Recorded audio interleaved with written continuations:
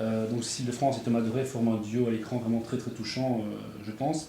Comment est-ce que vous parvenez à obtenir chaque fois autant de vos acteurs et en l'occurrence ici, comment est-ce que vous avez dirigé les deux acteurs principaux du film? Donc nous, ce qu'on fait, le mot diriger est peut-être un peu un mot excessif et qu'on emploie un peu comme ça.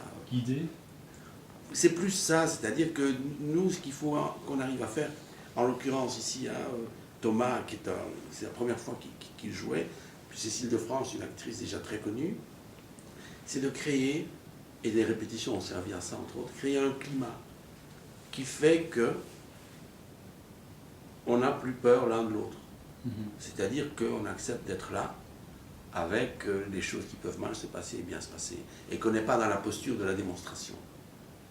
Et je pense que ça a eu un rôle très important pour eux, mais ça c'est à vous le dire, hein.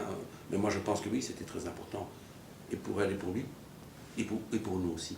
Ce qui fait que quand on arrive sur le plateau de tournage, un mois et demi après, les comédiens, c'est un mot, mais enfin, je n'en trouve pas d'autre pour l'instant, font ce qu'ils ont à faire et sont présents. C'est-à-dire que ce garçon, il était dès les essais, dès le casting, il s'est montré très fort, très concentré, une intensité chez lui, un regard, quelque chose qui accroche. Comment une petite tête comme ça, Avec deux yeux. avec deux yeux, et puis les commissures des lèvres un peu tombantes, comme ça, qui lui donnaient un air parfois triste, et puis il souriait, et un visage très, très ensoleillé et soudain. Bon, il y avait quelque chose chez lui vraiment de fort, et tout de suite on a pensé que ce serait lui. Et alors, il se fait qu'il a une mémoire importante.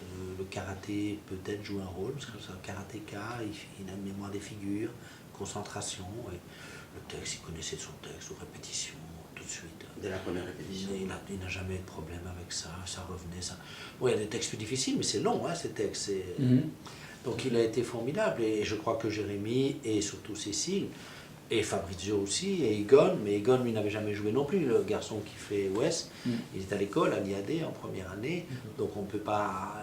Lui, il est venu aussi un peu comme un nouveau, quoi. Il n'avait jamais tourné pour une caméra, jamais été filmé.